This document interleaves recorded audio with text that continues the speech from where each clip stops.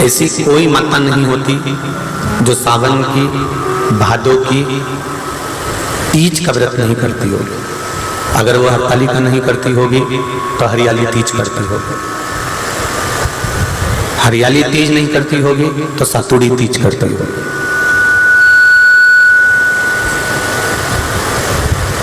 निमाड़ी की पूजन करना, सत्तू बनाना, फिर उसको पिंडा बनाकर पूजना। अगर मान लो कि उसने अगर हरियाली तीज नहीं करी तो वो सातुड़ी तीज करेगी, और यदि वो सातुड़ी तीज नहीं करी तो फिर ये जो भादों की शुक्ल पक्ष की जो तीज आती है हरतालिका, ये करेगी। तीज के व्रत क्यों कहते हैं कि सातुड़ी तीज करी, हरियाली तीज करी या हरतालिका तीज करी? इन तीज के व्रत का क्या विधान है, इन तीज के व्रत का क्या महत्व है, इन तीज के व्रत की क्या मूल्यता है, इसकी क्या महत्वता है?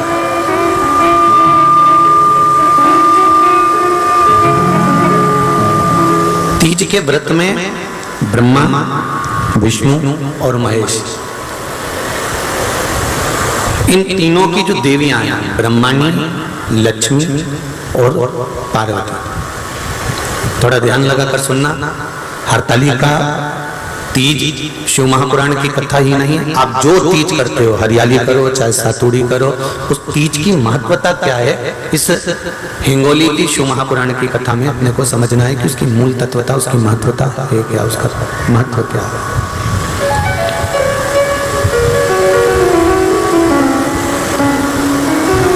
भगवान ब्रह्मा, भगवान विष्णु और भगवान शिव, इन तीनों की जो अर्धांगिनियां, ब्रह्माणी, लक्ष्मी और पार्वती, इन तीनों ने तप कर कर, साधना कर कर ब्रह्मदेव को, भगवान विष्णु को और भगवान शंकर को प्राप्त किया, और तीनों ने प्राप्त कर कर तीनों देवताओं से वर मांगा कि वर हमको ऐसा दीजिए कि हमारे तप साधना का फल नारी को तीज के दिन प्राप्त हो जाए। अब देखिए जरा, एक ही व्रत से, एक ही उपवास से उसको संपूर्ण तप साधना का फल प्राप्त हो रहा है, संपूर्ण तप साधना का फल उसको मिल रहा है, मात्र एक व्रत से। केवल एक व्रत कर रहे हैं और संपूर्ण तप साधना का फल उसको प्राप्त हो रहा है। ऐसा कोई व्रत, ऐसी कोई साधना, ऐसा कोई शंभो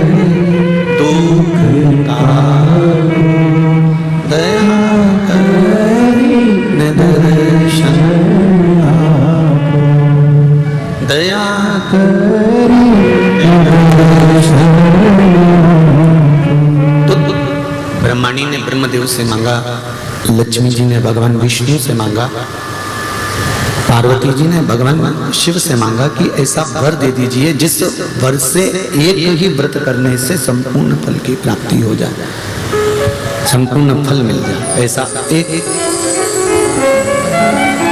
व्रत का फल दे दीजिए, मात्र एक व्रत का। अब देखिए, हरियाली तीज करने वाली माताएं थोड़ा ध्यान से सुनना।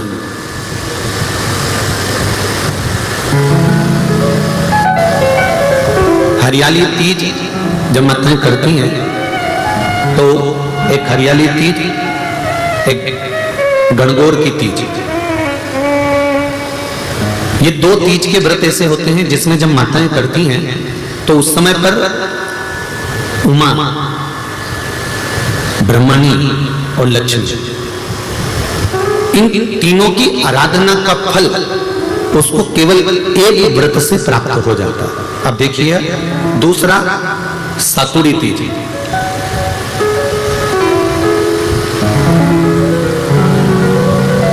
इसमें उमा और महेश्वर, उमा और महेश, ब्रह्माणी और लक्ष्मी, इन चार के व्रत तप का फल एक साथ सातुड़ी तीज के दिन प्राप्त हो जाता है। अब एक आती है हरतालिका तीज। आप लोग करते हो हरतालिका? यहाँ लोग करते कि नहीं करते? करते हैं यहाँ पे हरतालिका? कौन कौन करता है? जरा हाथ उठाओ तो जरा।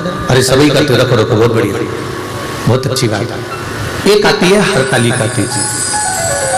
इस तीज का व्रत माता पार्वती बेल वृक्ष के आनंद के साथ में फुलेरा बनाकर करती है, और जिसमें इस हरतालिका में माता पार्वती जी के जितने जन्म पहले हुए हैं, माता पार्वती का जन्म तो 52वें नंबर का, 52 नंबर पे माता पार्वती का जन्म है। इससे पहले तो माता के 51 जन्म पहले हो चुके हैं, 51 जन्म माता पार्वती का पहले हो चुके हैं। तो वो जितने जन्म माता पार्वती पूर्व में ले चुकी हैं, ब्रह्माणी जितनी बार ब्रह्मदेव के साथ में विराजमान हो चुकी हैं, इंद्राणी जितनी बार इंद्र के साथ विराजमान हो चुकी हैं, और लक्ष्मी चाहे वो राधा के रूप में हो, चाहे वो रुक्मिणी के रूप में हो, चाहे वो सत्यभामा के रूप में हो, चाहे वो यमुना के रूप में हो, चाहे वो गंगा के रूप में हो, जितनी बार माता लक्ष्मी ने रूप धारण करे हैं वो सब रूप में, और माता पार्वती अपने सारे रूप में, ब्रह्माणी अपने सारे रूप में, लक्ष्मी अपने सारे रूप में इस हरतालिका तीज के व्रत को करने के लिए आतुर रहती हैं। और इस व्रत को कर कर एक दिन में ही संपूर्ण विश्व का जितना तप है, साधना है, उपवास है, सबका फल एक साथ कर लेती हैं, केवल एक व्रत में, हरतालिका तीज के। अब एक बात ध्यान से सुनिएगा, सारे व्रत, आपका अगर स्वास्थ्य खराब हो गया तो आप व्रत छोड़ सकते हो। जितने भी व्रत आप लोग कर रहे हैं पूर्व के, सोमवार, मंगलवार, एकादशी, छठ, पंचमी, चतुर्थी, अगर आपका स्वास्थ्य खराब है तो आप उस व्रत को छोड़ सकते हो, सारे व्रत को छोड़ सकते हो। पर तीज का जो व्रत होता है, हरतालिका जो व्रत होता है, ये व्रत एक बार लेने के बाद जब प्राण छूटते हैं तभी ये व्रत समाप्त होता है, अन्यथा बीच में ये व्रत समाप्त नहीं। ये व्रत समाप्त होता ही नहीं। अगर शरीर से नहीं बनता कि अब हमारी अवस्था हो गई, अब शरीर से नहीं बन रहा है, तो भले एक पहर की पूजन कर कर, एक पहर का नियम धारण कर कर, एक पहर का स्मरण कर कर, एक पहर का पूजन व्रत धारण करो, और उसके बाद में भले आप थोड़ा सा जो भी आपको लेना है वो कर लो, पर इस व्रत को करना ही पड़ता है। इस व्रत का नियम ही यही है, इस व्रत की नियमता ही यही है। शिव महापुराण की कथा संपूर्ण जगत के कल्याण हेतु हिंगोली नगर में जो चल रही है, शिव कथा कर रहे हैं।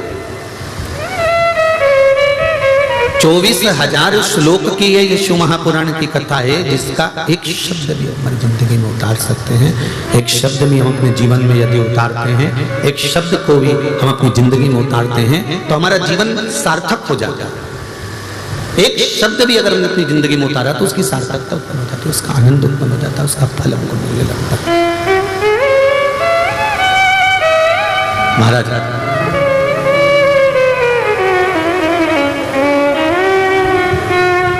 भगवान शिव का सुंदर संवाद हरतालिका शिव महापुराण की कथा के माध्यम से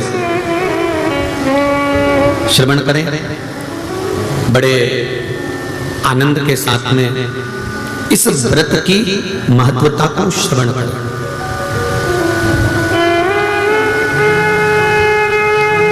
हरतालिका तीज का व्रत करने वाली नारी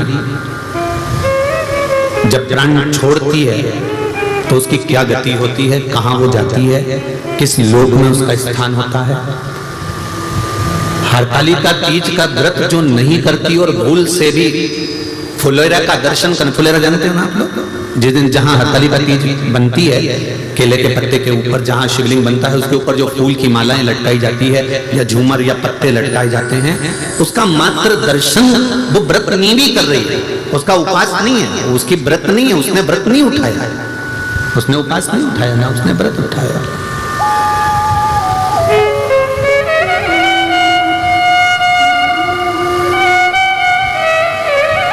और यदि व्रत उसने नहीं उठाया है और नहीं व्रत उठाने के बाद भी अगर व्रत नहीं कर रही है, उसके बाद भी अगर किसी सहेली ने कह दिया, किसी बेस्ट फ्रेंड ने कह दिया कि नहीं तुझे मेरे यहाँ पर आज हरतालिका है, तू आ जाना है, थोड़ी देर बैठना, भजन गाना, चले जाना, और भूल से तुम्हारा मन नी भी है, नी तुम्हारा मन, इसके बाद भी तुम चले गए, इसके बाद भी अगर तुम पहुंच गए वहां चले गए,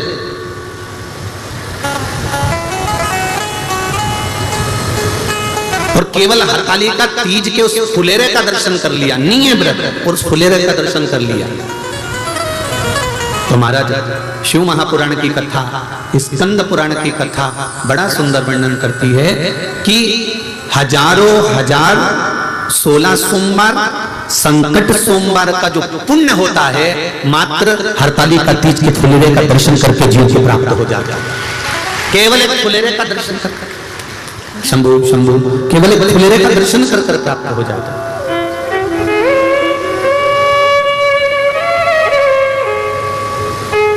शंभु शरणे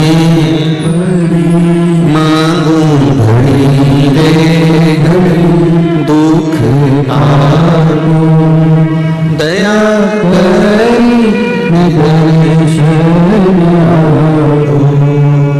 दया करी निदर्शन,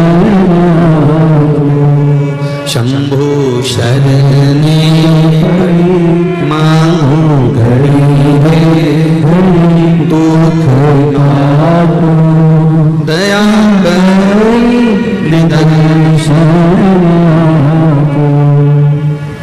पर शिव महापुराण की कथा कहती है, एक बड़ा सुंदर संवाद वर्णन किया गया कि जिस दिन हरतालिका व्रत हो, या सातुड़ी तीज हो, या हरियाली तीज हो, या गणगौर की तीज हो, ये नारी करती क्यों है? इसका व्रत का विधान क्या है, क्या क्यों करा जाता है?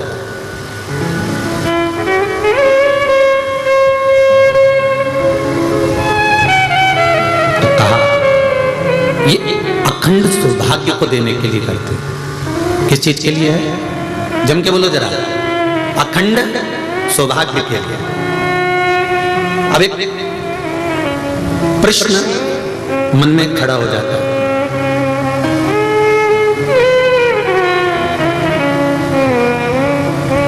माता के गर्भ से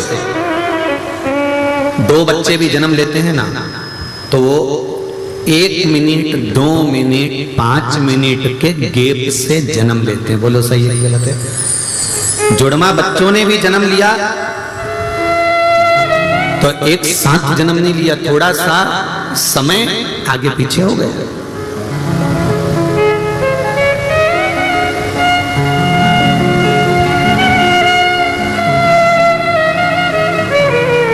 जब स्त्री और पुरुष का विवाह होता है,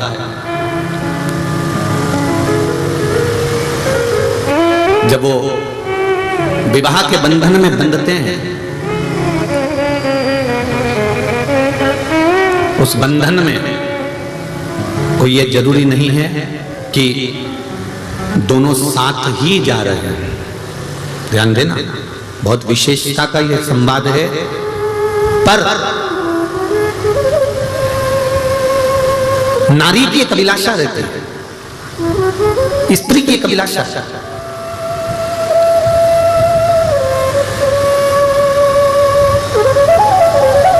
कि मेरे हाथों में भर भर के चूड़ा रहे, मेरे हाथों में भर भर के चूड़ा रहे, और मैया कोई काम ना, और मैया कोई काम मेरे मस्तक पे, मेरे मस्तक पे कुमकुम की बिंदिया रहे, मेरे मस्तक पे कुमकुम की बिंदिया रहे, और मैया कोई काम। हे माँ,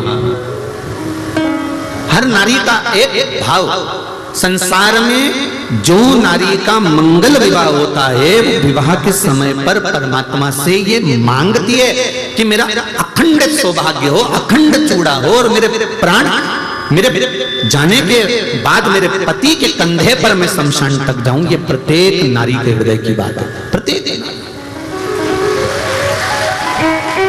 कोई एक ही बात नहीं है, ये प्रत्येक के दिल की बात है कि हम अपने पति के कंधे पर, अपने पुत्र के कंधे पर शमशान तक जाएं। अब कई बार बड़ा दिक्कत खड़ी हो जाती है जब मान लो इतना तुमने भगवान से मांगा, इतना तप करा, इतनी साधना करी, इतना व्रत करा, इतना उपास करा, इतना नियम धारण करा, उसके बाद भी अगर कोई घटना हो जाती है, कोई जीव चला जाता है, तो स्त्री को यह सोचने में आता है कि मैंने तो भगवान की इतनी पूजन करी थी, इतनी अर्चना करी थी, इतना व्रत करा था, अब मुझे तो कुछ करना ही नहीं है, अब तो मैं करूंगी नहीं, अब तो मैं ये हरताली का व्रत भी मैं छोड़ दूंगी और ये हो जाएगा। पर शिव महापुराण का संवाद तो सुनो।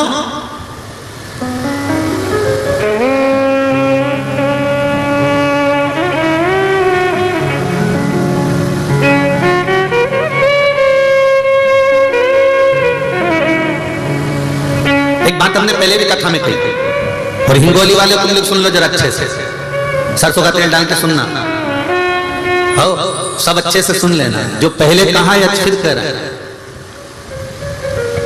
भगवान नहीं सुन रहा ना, फिर भी उसके मंदिर जाते रहो। तुम रोटी नहीं भी देती हो ना, तो भी गाय तुम्हारे दरवाजे पर आकर खड़ी हो जाती है, मत दे, वो तो खड़ी है। एक दिन नहीं देगी, 2 दिन नहीं देगी, कभी तो तेरा मन पसीचेगा और डब्बा खोल के रोटी लाकर गाय को देगी, तो वो खड़ी है, खड़ी है। कभी तो मन पसीचेगा ना, कभी तो उसका मन करेगा, कभी तो उसके मन में आएगा, तो वो तो खड़ी है, तो खड़ी है, तुमने तो गई और लाके रोटी दे दी।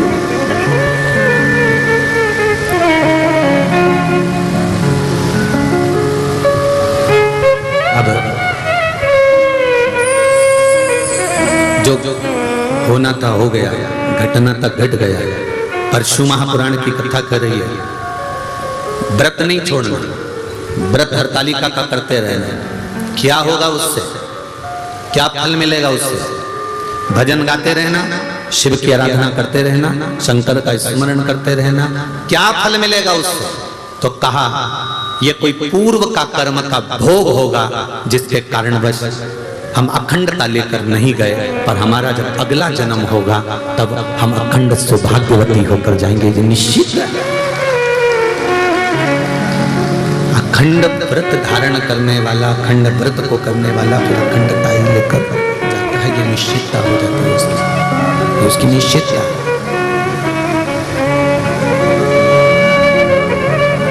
करते रहो व्रत, करते रहो साधना, करते रहो उपवास, मंदिर जाना मत छोड़ो, जाते रहो। शिव जी को 1 लोटा जल चढ़ाना मत छोड़ो, चढ़ाते रहो।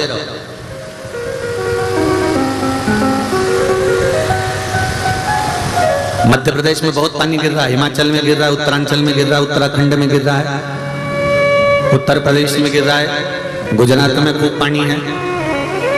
बहुत सारे मैसेज आए, लोगों ने कहा गुरुजी पानी बहुत गिर रहा है, आपको कुछ ऐसी व्यवस्था बताओ कि पानी थोड़ा सा कम हो जाए। हमने कहा सारी समस्या का हल, तो कहे वो 2 लोटा जल का ही तो कमाल है जो इतना गिर रहा है,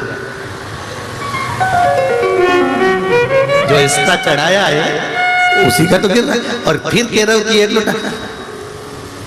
जाते रहो, निवेदन करते रहो, प्रार्थना करते रहो, सुनेगा। तुमने कहा जल चढ़ाने से जल बंद हो जाएगा क्या? हमने कहा तुमने दिल से मांगा कहां? पांव में अगर कांटा चुभ जाता है तो कांटे को भी कांटे से ही निकाला जाता है। कांटे को निकालने के लिए एक चिमटी या एक पिन या कोई कील या कोई नोकेली कोई वस्तु उस कांटे को निकाल देती है। तो कांटे को कांटे से ही निकाला जाता है। तो सारी समस्या का हल, जरा जम के तो बोलो, 1 लोटा जल, बस दिल से चढ़ा और दिल से उससे प्रार्थना करो, वो सुनेगा जरूर। ये निश्चित है कि वो सुनता है, ये निश्चित है कि वो सुनेगा, कि मन की बात को पूर्ण करेगा। ये निश्चित है कि वो सुनेगा जरूर।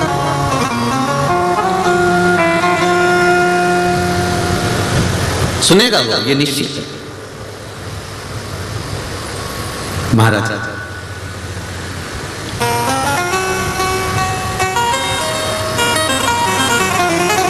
एक देवराज नाम का ब्राह्मण, शिव महापुराण का प्रारंभ का महत्तम देवराज नाम के ब्राह्मण से प्रारंभ होता है,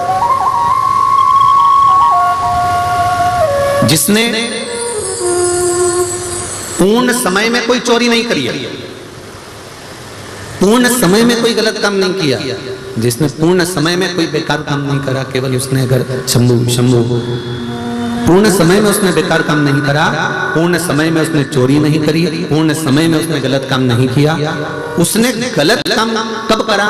जब वो एक वेश्या के चक्कर में पड़ गया।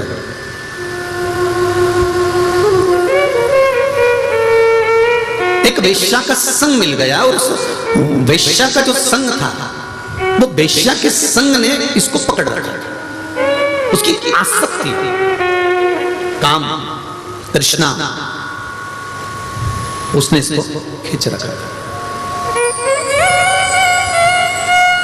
और उस आसक्ति के कारण, उस काम के कारण, उस तृष्णा के कारण वैश्या ने एक बार इससे कह दिया कि मुझे रानी के गले का हार चाहिए, तो ये हार चुराने के लिए गया और चोरी कर लेकर आया। तो राजा को मालूम पड़ गया, उसने दूतों को भेज दिया, ये भागता भागता शिव मंदिर में पहुंच गया। आप देखिए, जब तक ये वेश्या के संग में नहीं था, ये वेश्या के संग में नहीं आया था, वेश्या से इसका संबंध नहीं जुड़ा था, तब तक ये जितना कमा रहा था परिवार अच्छे से चला रहा था, जितना ला रहा था उससे इसका परिवार चल रहा था, जितना इकट्ठा कर रहा था उससे इसका पूरा परिवार आराम से चल रहा था, परिवार में कोई तकलीफ नहीं थी।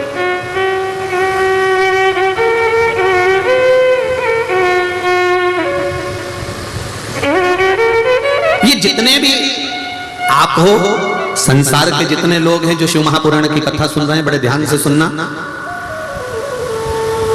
जब तक आप परिवार के प्रपंच में, गलत लोगों के प्रपंच में नहीं पड़ते, तब तक आपकी बहुत सारी कामनाएं या तमन्नाएं नहीं रहती। आप तो भगवान से जब तक छोटे रहते हो ना, तब भगवान से थोड़ा ही मांगते हो, बस एक छोटा सा घर हो, छोटा सा आनंद हो, भगवान की कृपा हो, मैं रोज मंदिर में पूजन करूं। जब तक माताएं कुंवारी रहती है ना, शादी नहीं होती, तो ये भगवान की पूजन भी करती है, सेवा भी करती है, अर्चना भी करती है, भगवान से तीज का व्रत करेगी तो बहुत अच्छे से करेगी। जब कुंवारी रहती है, बाकायदा मेहंदी भी लगाएगी, सूट भी पहनेगी, साड़ी भी पहनेगी, खूब सजेगी धजेगी, कुंवारी अवस्था में मंदिर भी जाएगी, पूजन भी करेगी, तीज का व्रत, चतुर्थी का व्रत, छठ का व्रत, पंचमी का व्रत, जो व्रत करती है कुंवारी अवस्था में वो सब बहुत अच्छे से करती है। जब शादी हो जाती है, बच्चे हो जाते हैं, परिवार के झंझट में जब माताएं पड़ जाती है, जो बेटी इतने आनंद में व्रत करती थी, जो बेटी इतने रात भर भजन गा गा कर व्रत करती थी, जब परिवार के चक्कर में पड़ जाती है, फिर तो मेहंदी अब मैं बाद में लगवा लूंगी, अब रहने दो, अब ऐसा करती हूँ, थोड़ी सी नाम की लगा लेती हूँ, थोड़ी सी नाम की लगा लेती हूँ, और थोड़ी सी नाम की लगा ली। फिर सास ने कहा, बेटा अभी तो तेरी शादी हुई है, 2-3 साल तो हुए शादी को, अच्छे से मेहंदी लगा, अच्छे से तीज का व्रत कर, अच्छी अच्छी साड़ी पहन, खूब तो घर में साड़ी रखी है, एक से बढ़कर एक। अरे मम्मी बस अब मुझसे बनता नहीं है, तो कहीं डोकरी हो गई, बनता नहीं है।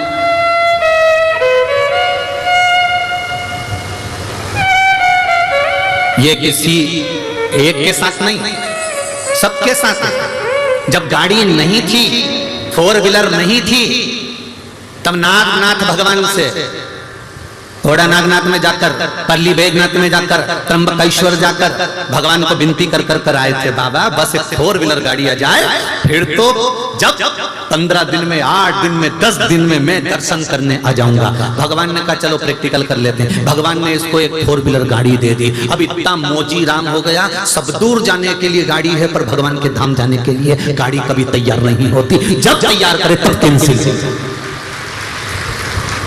भगवान भी कह रहे थे, इसीलिए नहीं दे रहा था, इसीलिए नहीं दे रहा था। जब तक शादी नहीं हुई, भगवान हरतालिका तीज का व्रत, मम्मी मैं सब तैयारी कर दूंगी, ऑफिस से आएगी, कुंवारी है, ऑफिस से आकर भी तैयारी कर लेगी, खूब आराम से श्रृंगार विंगार करेगी, खूब बड़े प्रेम से, शादी नहीं हुई उससे पहले खूब तैयारी, ढोलक बजा बजा के भजन कीर्तन सब करेगी।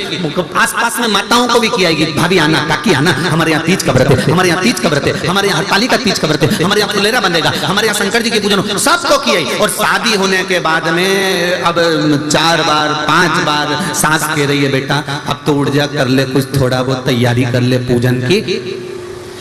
अब तो ऐसा मन उचिष्ट हो गया कि वो कहते हैं ना कि भगवान, कई लोग हमसे कहते हैं कि गुरुजी आप इतना कहते हो कि भगवान का भजन करो, भगवान का भजन करो, तो भगवान प्रकट क्यों नहीं होते? भगवान की कथा कह रही है कि गाड़ी मांगी थी, गाड़ी दे दी, गाड़ी आने के बाद गाड़ी की कीमत घट गई, फ्रिज नहीं था घर में, रोज प्राण खाए पति के, फ्रिज ला दो, फ्रिज ला दो, फ्रिज ला दो। जिस दिन से फ्रिज आया एक बार अच्छे से सफाई नहीं करी, वो फ्रिज कचरे जैसा अंदर से हो रहा। वॉशिंग मशीन ला दो, वॉशिंग मशीन ला दो, जब तक वॉशिंग मशीन नहीं आई तो उसकी कीमत इतनी थी, वॉशिंग मशीन आ जाए, वॉशिंग मशीन आ जाए, वॉशिंग मशीन आने के बाद ऐसी है कि वो में चूहा भरा दिया महाराज। इसका कोई वक्त नहीं महाराज। हम भगवान को गिनकर ना दें और भगवान से हम गिनकर ना लें, हम तो केवल अपना कर्म करें। हमारे मन में यह भी बात नहीं आना चाहिए कि हमने एक शिव महापुराण की कथा सुनी, 2 सुनी, कि 3 सुनी, कि 4 सुनी। हम तो भगवान का भजन कितना कर सकते हैं। वो कहते ना, एक ग्वालन दूध बेचती है, दूध का व्यापार करती, मटकी में दूध भरा, डब्बे में दूध लिया, बेचने चली जाती।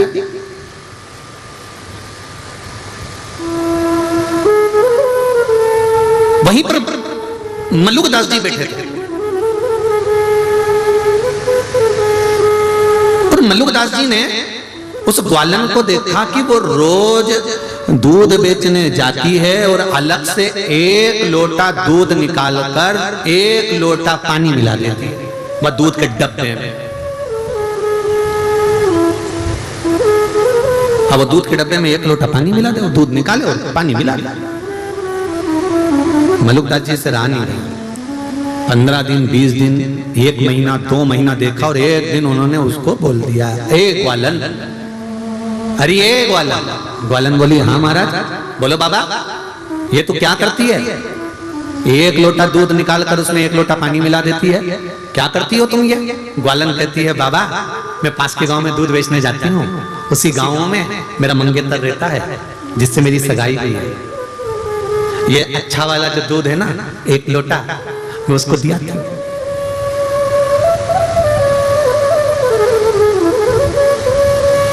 शादी हो गई तेरी? अभी थोड़ी ना हुई है, 2 साल के बाद होगी।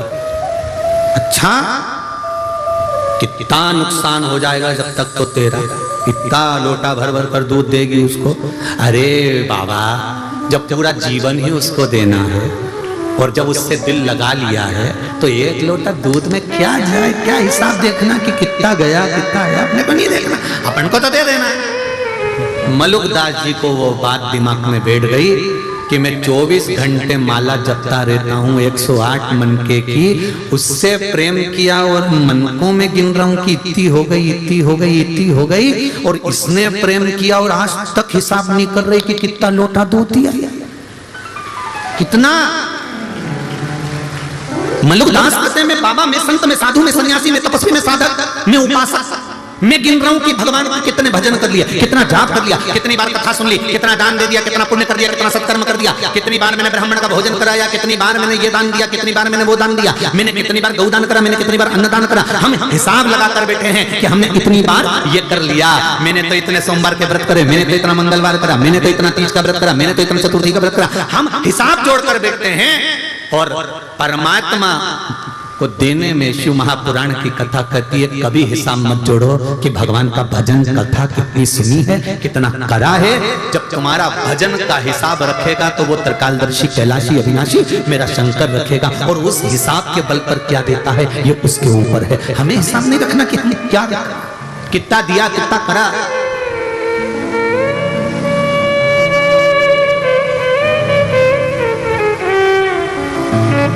जो कथा के यजमान है, जो नित्य के यजमान है, अच्छे से सुन लेना, अपन ने क्या करा, कितना खर्च करा, क्या लगाया, क्या चढ़ाया। कथा में 7 दिन भी स्मरण मत करो, 7 दिन के बाद भी कोई पूछे तो मत बताना। क्यों? क्योंकि हमने जब अपने दिलदार को दे दिया, एक बार मोबाइल जब मैडम को दे दिया तो बार बार के मत बताना 20,000 तक दिलाया था तेरे को, मैडम उठा के फेंक देगी, रख ले तू ही। बोलो सही है कि गलत है? बात बात में क्या, मैंने तो तेरे को 20,000 का मोबाइल दिलाया, मैंने तो तेरे को 20,000 का मोबाइल दिलाया, तो वो रखेगी कि रख लो तुम्हारा मोबाइल तुम्हारे पास ही। और ये मत सोचना कि तुम ही दिलाया, एक फोन उसने लगाया अपने पप्पा को, और फिर मत कहना कि काली मिर्ची लग गई। एक फोन पापा को मिलाया, पापा छोरी क्या हो गया, इनने मेरे को 20,000 का मोबाइल दिलाया, 25 बार के बता दिया, वापिस दे दे, मैं पहुंचा रही हूँ तेरा भाई आ गया देने के लिए। फिर तो मायके से मोबाइल आया और ससुराल वालों का मुंह भगोना हो गया। तभी फिर तो सबने कहा हमसे तो बोलती बेटा, फिर तो सास भी बोली हमसे तो कहती है, जब उसने कहा तो हमसे तो बोलती, मैं दिला देती है, तो क्या जिसके साथ परण के आई दिवाकर के आई उसने क्या बता दिया कि 20,000 का था, तो तुम नहीं कहती बार बार कि मैंने बहू को मोबाइल दिया, बहू को इसलिए मैंने दिया। इसलिए निवेदन है शंकर भगवान को जो दिया, शिव जी के लिए जो किया, किसी को मत बोलना कि क्या किया, फिर वो जाने और उसका काम जाने, अपने को नहीं बोलना। नहीं तो रख ले तेरा मोबाइल तेरे नीचे। देवराज ने अपनी पूर्ति जहां तक थी वहां तक तो भगवान पेट भरता है, वहां तक भगवान देता है। भगवान कहते हैं कि तेरा जन्म नहीं हुआ, माता के स्तनों में दूध दिया, तेरी पूर्ति तक का तो मैं दे दूंगा, पर तेरे सोचे कि पेटी भरा जाए, घर भरा जाए, संपदा भरा जाए, भगवान के ये सब यहीं छोड़कर जाना है, इसलिए इसकी जवाबदारी नहीं है। मैं तेरी जवाबदारी ले सकता हूँ कि पेट दिया है तो भूखा नहीं रखूंगा, अंतिम समय तक तेरा साथ दूंगा, तो चिंता मत करना। मैंने जन्म दिया है तो अंत समय में कोई अगर अग्नि नहीं देगा, लकड़ी नहीं देगा, तो मेरा शंकर कहता है मैं खुद आऊंगा, अग्नि भी दूंगा, लकड़ी भी दूंगा, भस्म बनाकर लपेट भी लूंगा। शिव कहता है मेरा है, मैं तुझे संभालूंगा, तुम मेरा बनकर रहे।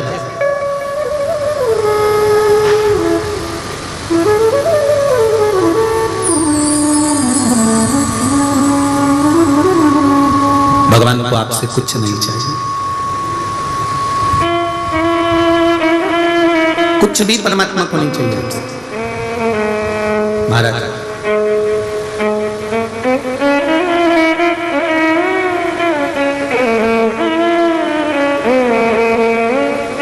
भगवान तो केवल आपसे इतना चाहता है कि आप बचपन हो, जवानी हो, अधेड़ी हो, बुढ़ापा हो, जब आपको समय मिले तब आप स्मरण में लग जाओ। एक लोटा जल, मात्र एक लोटा जल हमारे जीवन की सारी समस्या का हल कर देता है। एक पत्र आया है, देखिए।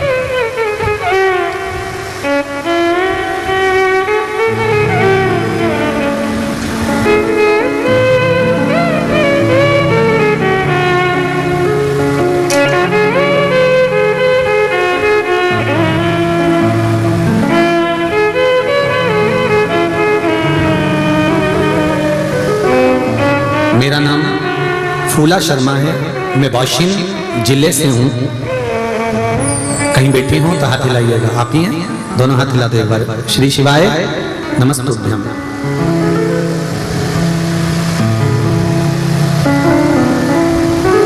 मैं वाशिम जिले से हूँ। गुरुजी, हम पहले शिव जी के मंदिर में साल में एक बार जाते थे, या तो शिवरात्रि पर या श्रावण के महीने में। ये केवल शर्मा दीदी आप ही का जीवन नहीं, ऐसे कई लोग थे जो शंकर के मंदिर में केवल साल में शिवरात्रि पर जाते थे, या कभी सोमवार को, या कभी श्रावण महीने के सोमवार को चले गए। पर वो तो भोलेनाथ की कुछ ऐसी कृपा हो गई, जो अब शंकर के मंदिर जो खाली रहते थे वो शिव की कृपा से रोज भरे मिलते हैं। ये शिव कृपा। साल में एक बार मंदिर जाया करते थे, लेकिन टीवी पर आपकी आस्था चैनल पर कथा आई और हमने शिव महापुराण की कथा सुनने से शिव की महिमा का एहसास हुआ, और अब मैं हर रोज मंदिर जाती हूँ और साथ किसी न किसी को लेकर भी जाता हूँ। गुरुदेव, मेरे पेट में गठान हो गई थी, डॉक्टर ने ऑपरेशन करने का बोल दिया था। टीवी के माध्यम से कथा सुनने से और मंदिर में एक लोटा जल और एक बेलपत्र, उस जल को चढ़ाकर लाकर पीना चालू करा, बेलपत्र खाना चालू करा।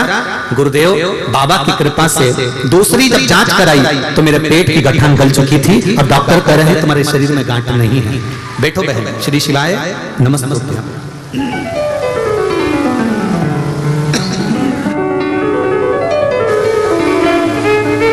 शिव कृपा किसको कहते हैं, शंकर की उदारता किसको कहते हैं,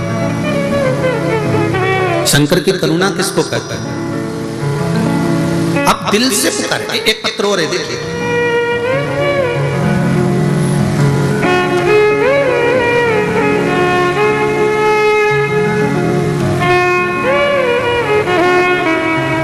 गुरुजी,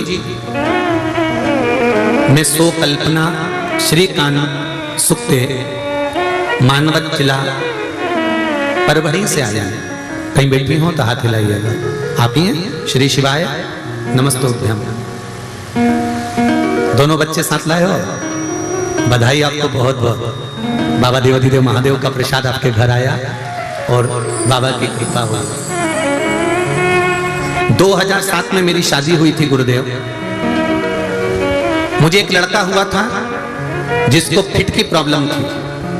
डॉक्टरों के पास दिखाया तो डॉक्टर बोले उसको मुंबई ले जाओ। मुंबई ले जाते समय मेरा लड़का शांत हो गया। मुझे दूसरा लड़का हुआ तो उसे भी डॉक्टरों ने यही फिट की प्रॉब्लम बताई और मुंबई के एम हॉस्पिटल में उसकी ब्लड की जांच की शुरुआत करी।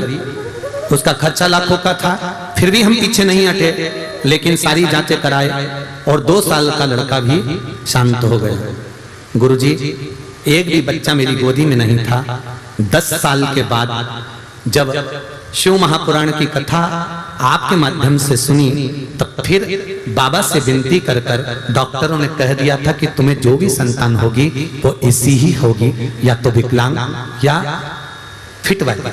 गुरुदेव, आंवले के नौमी का उपाय पशुपति व्रत किया, बाबा से विनती करी, बाबा अब संतान को 10 साल हो गए, गर्भ भी नहीं ठहर रहा, आप कृपा करें बाबा और मुझे संतान दें। बाबा की कृपा से मेरे गर्भ से 2 संतान हुई, एक लड़का और एक लड़की, और दोनों बाबा की कृपा से सारे डॉक्टरों को जांच करा ली, दोनों स्वस्थ हैं। और उन दोनों बच्चों को लेकर हम धूप दिलाने कथा में आए हैं। दोनों बच्चों को बहुत बहुत भाव से ले आओ, जरा एक बार ले आओ, ले आओ, ले आओ, जल्दी ले आओ। शंभो शरणे, कार्यकर्ता ले आओ, कार्यकर्ता ले आओ। दुख काटो दया करी दर्शन आओ। शंभो शरणे पड़ी मारो घड़ी रे घड़ी, दुख काटो दया करी दर्शन। रोइए मत, अब तो खुश होइए। अब तो बाबा ने झोली भर दी ना, तो फिर अब रोने की क्या जरूरत है। अब तो खुश होकर आओ, आंसू वहीं पहुंच के छोड़ कर जाओ।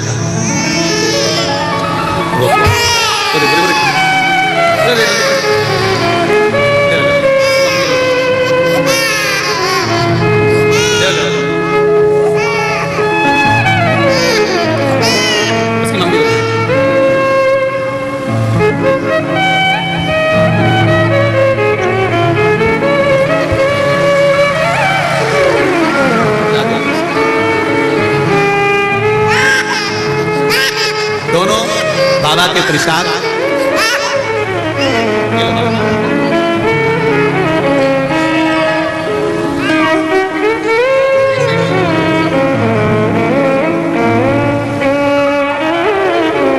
यही वही पत्र निकालना। बहुत बहुत बधाई, एक बार जोरदार ताली बजाकर बधाई दो। शिव प्रसाद, भगवान शंकर की करुणा ऐसे ही बनी रहे। शिव तत्व है,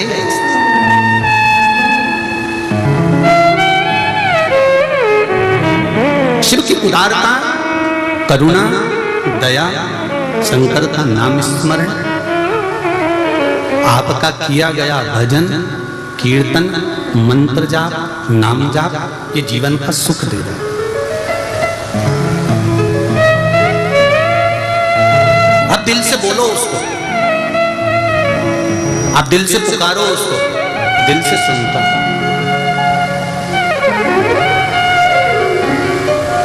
और जब वो दिल से सुनेगा तो ये निश्चित है, फिर कहूंगा ब्रह्मदेव ब्रह्मलोक में रहते हैं, भगवान विष्णु वैकुंठ लोक में रहते हैं, और मेरा देव अधिदेव महादेव मृत्यु लोक में रहता है, जो सुनता है तुरंत कर देता है। ये शिव है, ये शंकर, ये ओगड़ी, ये दया, ये दया।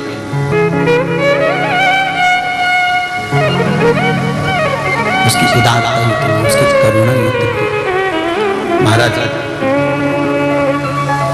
देवराज नामक का ब्राह्मण एक वैश्या का संग पकड़कर अपने जीवन को नरक बना लिया। कभी कभी ऐसा योग बन जाता है, कभी कभी ऐसा समय आ जाता है कि हमारी चलती हुई अच्छी गाड़ी, हमारा चलता हुआ अच्छा समय, हमारा चलता हुआ अच्छा जीवन किसी थोड़े से लोभ में, काम में, आसक्ति में, तृष्णा में, वासना में फंस कर नरक हो।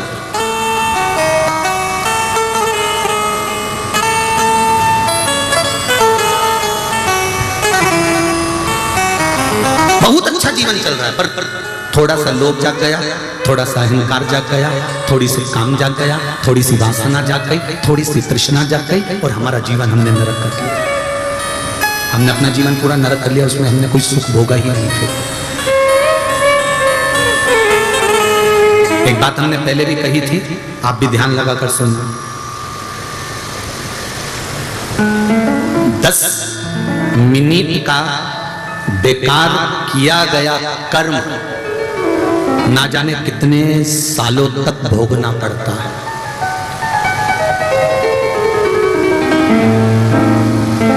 कितने सालों?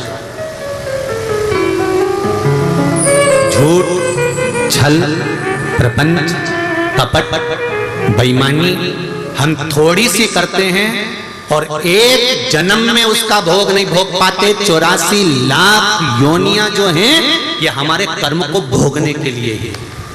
तो गुरुजी एक छोटा सा झूठ, छल, बेईमानी, कपट, प्रपंच से क्या इतना भोगना पड़ता है? इतना भोगना पड़ता है? ऐसा कोई होता है क्या? तो देख लो, थोड़ी सी देर का क्रोध आया, प्रैक्टिकल देखिए, थोड़ी सी देर का क्रोध आया, गुस्सा आया, चक्कू उठाया, तुमने उसके पेट में मार दिया। कितनी देर लगी? 2 मिनट, 5 मिनट, 10 मिनट, 15 मिनट, पेट में चक्कू, पेट में चक्कू मार, मर गया वो। पुलिस पकड़ कर ले गई, अदालत थाने में पटक दिया। बोलो पटका कि नहीं पटका? पटकने के बाद में अभी तो केस चालू ही नहीं हुआ। 2 साल, 15 दिन, 20 दिन, 25 दिन, 1 साल, 1.5 साल तो केस चलता ही रहा। 2 साल तक केस चलता चलता जब तक पड़े रहो, सड़ते रहो, गलते रहो, और केस चलते चलते फिर जज ने निर्णय सुनाया, फिर मालूम पड़े 10-20 साल फिर निकाल दिए। अब सोचो 10 मिनट के क्रोध ने, 10 मिनट के गुस्से ने चक्कू उठाया, बंदूक उठाई, तलवार उठाई, डंडा उठाया और 10 मिनट का गुस्सा था, उसने 10 मिनट में, 5 मिनट में ऐसा काम कर दिया कि 10-20 साल उसको नरक जैसा जीवन भोगना पड़ा। तो जरा सा क्रोध आया था और 20 साल भोगना पड़ा। तो यही तो शिव महापुराण की कथा कहती है, एक झूठ, एक प्रपंच, एक छल, एक कपट, एक बेईमानी, थोड़ा सा किया गया गलत काम 84 लाख योनियों में पटक पटक कर भोगना पड़ता है। और 84 लाख योनियां भोगने के बाद फिर ये मनुष्य का शरीर मिलता है। काय के लिए? भगवान कहता है अब मानव का शरीर दे रहा हूं, आखिरी बिंदु है, इस बिंदु को तूने पहचान लिया और मानव के शरीर को जान लिया। ये हीरे की तिजोरी तुझको दी है, इस हीरे की तिजोरी को जान जाना। केवल खाया, कमाया और जोरदार खजूर की चोटी कड़ी ने, एसी का रूम ने, डल्लब का गद्दा, खूब चकाचक सोया ने, 25 और 50 लाख की गाड़ी में खूब घूमा। तो एक बात का अंदाजा लगा कर रखना कि 25 लाख की गाड़ी में घूमने वाला भी 25 रुपए के लोटे में भराकर हरिद्वार चले जाता है। चांद और अकड़ में जिंदगी मत जीना, मैंने कराई, मैंने करा, मैंने किया। और जितने लोग भी शिव महापुराण की कथा को यहाँ करवा रहे हैं या आगे भी हमारी जो कथा होने वाली है, उनसे भी निवेदन है, कभी छाती ठोक कर मत कहना कि कथा मैंने कराई। कथा तो मेरा देवाधिदेव महादेव कराता है, आप नहीं, शंकर कराता है। शंकर करता है और शंकर ही सुनता है। हमारी सामर्थ्यता नहीं है कि हम कुछ कर सकते। अंदाजा निकाल दो, छोड़ दो कि हमने कुछ करा। वो तो जो स्वर्गीय दुर्गा प्रसाद जी अग्रवाल जो जीव गया है और जिसके निमित्त से सीहोर में आकर यह कथा ली गई थी, उनके पुत्र ने समीर जी को, आशीष जी को कहा था हमारे पिता के निमित्त से लेना। हम जब ही समझ गए थे कोई साधारण व्यक्ति नहीं, कोई शंकर का ही भगत गया होगा जो हिंगोली को तारने के लिए ये कथा लेकर जा रहा है। कोई साधारणता नहीं हो सकती। और जितने लोग इस कथा को सुन रहे हैं, भले आस्था चैनल पर सुने, फेसबुक यूट्यूब पर सुने, हरतालिका शिव महापुराण की कथा को आप लोग श्रवण कर रहे हैं, जरा ध्यान से सुनिए, ध्यान से स्मरण करिए। और जितने लोग यहाँ बैठकर सुन रहे हैं, दिल लगाकर सुनना, बार बार नहीं मिलती शिव महापुराण की कथा, बार बार नहीं मिलती। इतने सालों के बाद महाराष्ट्र को 2 कथा मिली है, और इसके बाद फिर 1-2 साल के बाद नंबर लगेगा, क्योंकि कथा इतनी रहती है कि समय मिलना भारी। कहीं शिव की कृपा से एक परली बैजनाथ और दूसरी हम तो कहेंगे हिंगोली नहीं, नागनाथ भगवान को कराना थी। उनने कहा मैं काय को खाली रही हूँ, तो उनने करा दी। हम तो यही समझेंगे कि नागनाथ सुन रहे हैं। वो परली बैजनाथ में हुई थी तो इनने उधर इशारा कर दिया। जैसे ट्रस्टी होने रहते ना, मंदिर के ट्रस्टी, परली के ट्रस्टी और नागनाथ के ट्रस्टी, उधर से उन्होंने फोन करके बोल दिया होगा कि ऐसी ऐसी बात है और दर्शन कराना है, महाराज आ रहे हैं। तो आपस में बैजनाथ और नागनाथ की भी बात हो गई होगी, निकला है महाराज, परली में कथा हो गई है तो हिंगोली भी हो जाए। तो बाबा की कृपा थी, और कहीं शिव की कृपा होती है तब जाकर ये शिव महापुराण की कथा मिली। ये उसकी करुणा, कोई कारण नहीं। 7 दिन परिवार वालों को भी फोन करके कह देना, रे भैया जिसको कथा सुनना है तो आओ, परंतु निवेदन है 3 घंटा मेरे से फालतू की बात होगी नहीं, और मैं घर में रहूंगी नहीं, मैं तो चली हिंगोली की मंडी। जी हो, बिल्कुल कह देना, अपने से तो बोलना ही नहीं। 7 दिन अलमस्त आनंद के साथ चकाचक, अपने कई टेंशन। तो खाना कौन बनाएगा? तो बनाने की जरूरत क्या है, कूपन लो जा, या कौन सा माथा पच्ची जा। मैं तो चली वृंदावन राणा, मेरे तो भाग जगे राणा जी तेरे महलों में, राणा जी तेरे महलों में। शिव कथा कर रही है महाराज। देवराज ने वो एक वैश्या का संग पाकर गलत कर्म कर लिया, और उस वैश्या के कहने पर राज कराने में पहुंचकर चोरी कर ली। चोरी का हार लेकर चला, उसके पीछे राजा के दूत दौड़ने लगे। सैनिक दौड़ते दौड़ते दौड़ते दौड़ते उसके पीछे गए। वो दौड़ता हुआ शिव जी के मंदिर में छुप गया, जहाँ शिव महापुराण की कथा चल रही थी। थोड़ी सी कथा उसकी श्रवण में गई, थोड़ी सी कथा उसके कानों में गई, और जो कथा उसके कानों में गई, उस कथा का फल क्या मिला कि बाहर निकला, बेलपत्री के वृक्ष के नीचे उसके प्राण छूट गए। रुद्राक्ष की माला, भस्म का तिलक, चंदन, बेलपत्र, जो शिव को समर्पित होने वाली वस्तु है, वो साधारण होती ही नहीं है।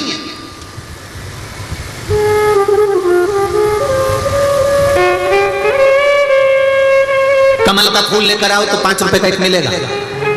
बेलपत्री तो किसी भी पेड़ में से तोड़ ली और चढ़ा दी, कीमत की लगी नहीं। शंकर भगवान को महंगी सामग्री कुछ चाहिए ही नहीं। बेलपत्री सब मिल जाए तो चढ़ाओ, नहीं मिले तो मेरी उठाकर धोकर फिर चढ़ाओ। वापिस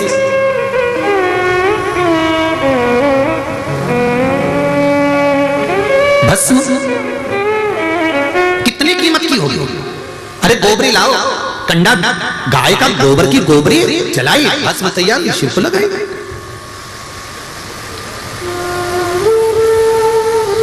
कहा धतूरा बहुत महंगा मिलता है, कहीं से तोड़ लाया, शिव जी को चढ़ा। धतूरे की कीमत मूलो। चंदन, जल, शंकर भगवान कहते हैं मुझे चढ़ने वाली संपूर्ण सामग्री जितनी भी है इसकी कोई कीमत नहीं है। शंकर कहते हैं मुझे चढ़ाने वाली वस्तु की कीमत नहीं होती, जो चढ़ा रहा है। शिव जी कहते हैं चढ़ने वाली वस्तु की कीमत नहीं है, पर जो चढ़ा रहा है मेरे मंदिर में आकर शिव कहते हैं मैं उसको कीमत वाला बना देता हूं। वस्तु की कीमत नहीं होती, पर शंकर के पास जो पहुंचा है, शिव के नजदीक में जो पहुंचा, शंकर के पास जो गया, शिव के पास पहुंचकर जिसने वस्तु समर्पित करी है, शिव कहते हैं मैंने उसको कीमत वाला बना दिया, मैंने उसको कीमती बना दिया, वो कीमत वाला होगा। अब देवराज बेलपत्री के वृक्ष के नीचे प्राणों को त्यागा।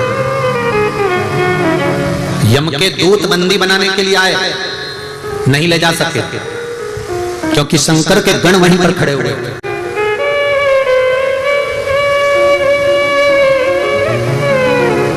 शिव के गण वहीं पर है।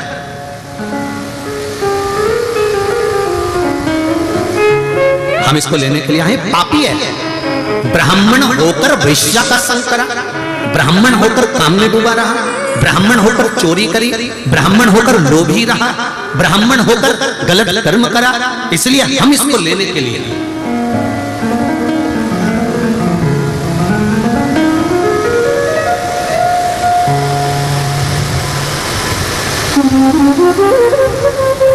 पर शंकर भगवान के गणों ने कहा तुम इसको ले जा नहीं सकते, कारण कितना भी बड़ा पापी हो, कितना भी बड़ा लोभी हो, कितना भी बड़ा कामी हो, कितना बड़ा भी अहंकारी हो, बेलपत्री के वृक्ष के नीचे इसके प्राण छूटेंगे। ये वृक्ष कोई साधारण है क्या?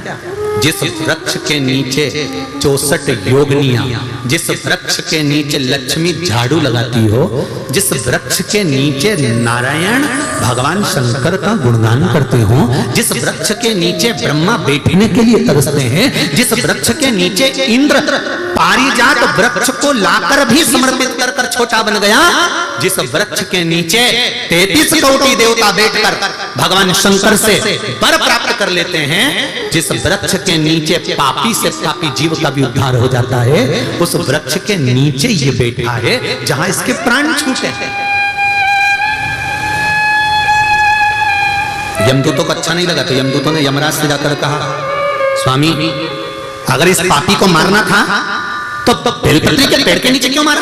इसको कहीं दूसरी जगह मार दे तो हम पकड़कर रस्सी में बांधकर फिर यम लोग लेकर जाते। इसको बेलपत्री का वृक्ष क्यों मिला? क्या कारण था? क्या कारण था कि इसको बेलपत्री का वृक्ष मिला मरते समय? उसका कारण क्या था? यमराज ने धर्मराज से पूछा, धर्मराज ने चित्रगुप्त महाराज से पूछा, तो चित्रगुप्त महाराज ने इसकी लेखनी पढ़कर बताया कि इसके प्राण बेलपत्री के पेड़ के नीचे क्यों छूटे। उसके पीछे एक कारण था, इसकी माता शंकर जी के मंदिर में जाकर बुआरी काटती थी, पोछा लगाती थी, दीप जलाती थी, शिव जी को एक लोटा जल समर्पित करती थी। माता का पुण्य पुत्र के काम आ गया और वो पुण्य आज इसको बेलपत्री के वृक्ष के नीचे ले गया, बेलपत्री के वृक्ष के नीचे ले गया वो पुण्य। इतने सारे लोग आस्था चैनल पर कथा सुन रहे हैं, करोड़ों करोड़ों लोग फेसबुक यूट्यूब पर सुन रहे हैं, इतने लाखों लोग इस हिंगोली की मंडी में कथा बैठकर श्रवण कर रहे हैं, इतने सारे लोग बैठकर कथा सुन रहे हैं। कभी घर पर जाकर एकांत में बैठकर विचार करना कि बेलपत्री के पेड़ के नीचे देवराज गया नहीं था, उसको खींच कर ले गए महादेव और उसके प्राण छूटे। ऐसा क्या कारण था कि बेलपत्री के पेड़ के नीचे मरा? कहीं दूसरी जगह मर जाता। और बेलपत्र के पेड़ के नीचे माता ने जो पुण्य करा था वो पुण्य काम आ गया। तो हिंगोली वालों जरा विचार करना कि तुमने कौन सा पुण्य करा होगा जो शिव महापुराण में जाकर विचार करिए कि हमने कौन सा पुण्य करा होगा, हमने कौन सा सत्कर्म करा होगा, हमने ऐसा कौन सा कर्म करा होगा। जैसे बच्चा छोटी सी। शिवाय नमस्तुभ्यम दर्शकों, हरियाली तीज हिंदू धर्म का एक अत्यंत पवित्र व्रत है जो मुख्य रूप से माता पार्वती और भगवान शिव को समर्पित माना जाता है। सुहागिन महिलाएं अपने पति की लंबी आयु, सुखी वैवाहिक जीवन और परिवार की समृद्धि के लिए यह व्रत करती हैं। वहीं अविवाहित कन्याएं मनचाहा जीवन साथी की प्राप्ति और अच्छे वैवाहिक जीवन की कामना से माता पार्वती की पूजा करती हैं। हरियाली तीज सावन मास के शुक्ल पक्ष की तृतीया तिथि को मनाई जाती है। इस दिन चारों ओर हरियाली, झूले, लोकगीत और माता पार्वती की भक्ति का सुंदर वातावरण देखने को मिलता है। मान्यता है कि इसी तिथि पर माता पार्वती ने भगवान शिव को पति रूप में प्राप्त करने के लिए कठोर तपस्या की थी। इसलिए जो महिला श्रद्धा और नियम पूर्वक हरियाली तीज का व्रत करती हैं, उसे माता पार्वती का आशीर्वाद प्राप्त होता है। हरियाली तीज की पूजा सामग्री। हरियाली तीज की पूजा के लिए सबसे पहले सामग्री तैयार कर लेना शुभ माना जाता है।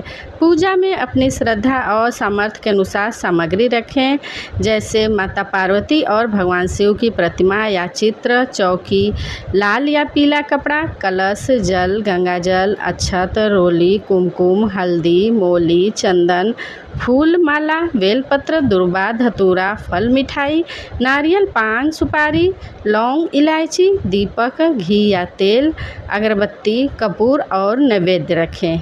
सुहागिन महिलाओं के लिए 16 श्रृंगार की सामग्री भी रखी जाती है। इसमें सिंदूर, बिंदी, चूड़ी, मेहंदी, काजल, मंगलसूत्र, पायल, बिछिया, कंघी, इत्र, वस्त्र आदि शामिल किए जा सकते हैं। माता पार्वती को सुहाग सामग्री अर्पित करना विशेष शुभ माना जाता है। हरियाली तीज पूजा विधि। सुबह ब्रह्म मुहूर्त या सूर्योदय के बाद उठकर स्नान करें और स्वच्छ वस्त्र धारण करें। इसके बाद पूजा स्थान को साफ करके चौकी पर कपड़ा बिछाएं। भगवान शिव और माता पार्वती की प्रतिमा स्थापित करें। सबसे पहले गणेश जी का ध्यान करें। इसके बाद कलश स्थापित करके भगवान शिव और माता पार्वती का ध्यान करें। शिव जी को जल, गंगा जल, बेलपत्र, फूल, चंदन और अक्षत अर्पित करें। माता पार्वती को रोली, कुमकुम, फूल, अक्षत और सुहाग की सामग्री अर्पित करें। इसके बाद दीपक और धूप जलाकर माता पार्वती और भगवान शिव की पूजा करें। अपनी मनोकामना बोलकर व्रत का संकल्प लें। पूजा के दौरान ओम नमः शिवाय और माता पार्वती के मंत्रों का जाप करें। इसके बाद हरियाली तीज की व्रत कथा पढ़ें या सुनें। अंत में भगवान शिव और माता पार्वती की आरती करें। हरियाली तीज व्रत कथा। पौराणिक कथा के अनुसार माता पार्वती भगवान शिव को अपने पति के रूप में प्राप्त करना चाहती थी। भगवान शिव को पति रूप में पाने के लिए माता पार्वती ने कठोर तपस्या की। कहा जाता है कि माता पार्वती ने कई वर्षों तक कठिन साधना की। उन्होंने अन्न और जल का त्याग करके भगवान शिव का ध्यान किया। माता पार्वती की तपस्या इतनी कठिन थी कि देवताओं ने भी उनकी भक्ति और दृढ़ संकल्प की प्रशंसा की। माता पार्वती की कठोर तपस्या से प्रसन्न होकर भगवान शिव ने उन्हें दर्शन दिए। उन्होंने माता पार्वती से वर मांगने को कहा। तब माता पार्वती ने भगवान शिव को अपने पति रूप में प्राप्त करने की इच्छा व्यक्त की।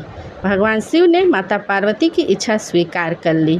इस प्रकार माता पार्वती को भगवान शिव पति रूप में प्राप्त हुए। मान्यता है कि सावन मास के शुक्ल पक्ष की तृतीया तिथि को माता पार्वती ने भगवान शिव को प्राप्त करने के लिए तपस्या का संकल्प पूर्ण किया था। इसी कारण इस दिन हरियाली तीज का व्रत किया जाता है। एक अन्य लोक प्रचलित कथा के अनुसार माता पार्वती के पिता हिमवान उनका विवाह भगवान विष्णु से करना चाहते थे, जबकि माता पार्वती भगवान शिव को पति रूप में चाहती थी। माता पार्वती की सखियों ने उनकी इच्छा जानकर उन्हें एक गुप्त स्थान पर ले जाकर तपस्या करने में सहायता की। इसी कारण इस व्रत को कई स्थानों पर सखियों और सहेलियों के साथ मनाने की परंपरा भी है।